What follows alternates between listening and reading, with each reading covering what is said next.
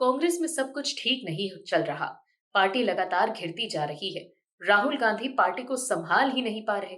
कांग्रेस के नेता गांधी को प्रधानमंत्री देखना चाहते हैं, लेकिन राहुल गांधी अब तक पार्टी के लिए कुछ खास कर नहीं पाए। राहुल गांधी पार्टी की कलह को दूर करने में नाकाम रहे हैं। हर राज्य में कांग्रेस आपसी कलह से जूझ रही है।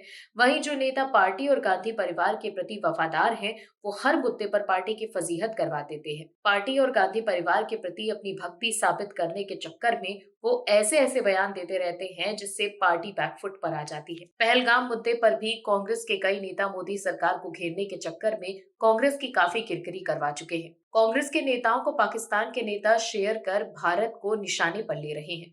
हालांकि शशि थरूर जैसे नेता जो देश हित में खुलकर बात करते हैं, उन्हें कांग्रेस में साइडलाइन कर दिया जाता है। लेकिन अब शशि थरूर भी राहुल गांधी और कांग्रेस को झटका दे रहे हैं।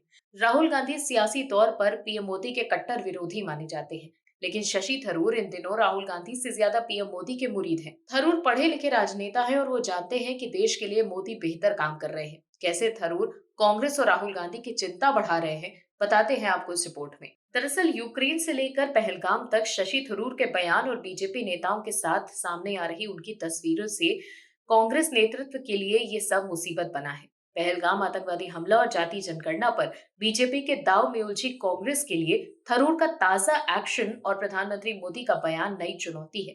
दरअसल थरूर ने कांग्रेस को एक बार फिर जोरदार झटका दिया और उस पर बगैर नाम लिए प्रधानमंत्री नरेंद्र मोदी की टिप्पणी को और बेचैन कर गई। प्रधानमंत्री नरेंद्र मोदी केरल के विजयनगरम अंतर्राष्ट्रीय बंदरगाह का उद्घाटन करने तिरुवनंतपुरम पहुंचे थे। थरूर तिरुवनंतपुरम के सांसद हैं।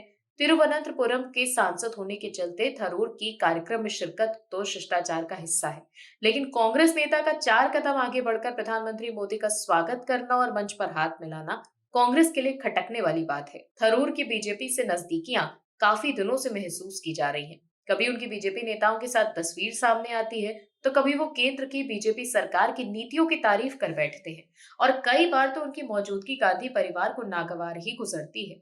एक बार संसद में प्रधानमंत्री मोदी विदेश नीति पर कांग्रेस के हमले का जवाब देकर एक किताब का जिक्र कर रहे थे और उसी दौरान बोले कि नसीहतें शशि थरूर के लिए नहीं है। असल में मोदी तो बिना नाम लिए लोकसभा में विपक्ष के नेता राहुल गांधी के बारे में बोल ही रहे थे।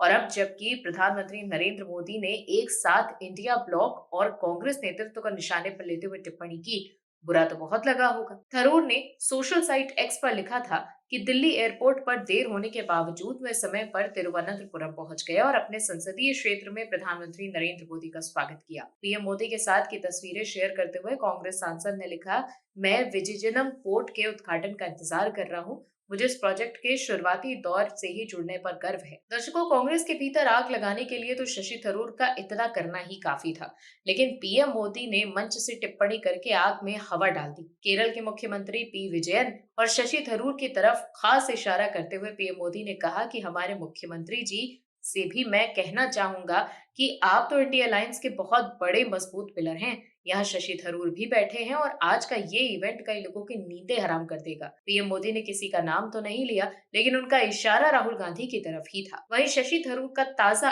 एक्ट फरवरी 2025 में उनके बयान को ही आगे बढ़ा रहा है, जो कांग्रेस की नींदें हराम होने की वजह हो सकती है।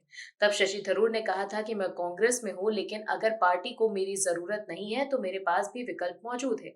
वहीं हाल ही में थरूर के साथ की तस्वीरें शेयर करते हुए बीजेपी नेता जय विजयंत पांडा ने लिखा था कि मेरे दोस्त और सहयात्री ने मुझे इसीलिए शरारती कहा क्योंकि मैंने बोला था हम आखिरकार एक ही दिशा में सफर कर रहे हैं। ऐसे में अगर शशि थरूर ने कांग्रेस को झटका दिया तो हैरानी होनी नहीं चाहिए। Bureau report, OMH news. आप दर्शकों से विनम्र निवेदन है कि चैनल को सब्सक्राइब जरूर करें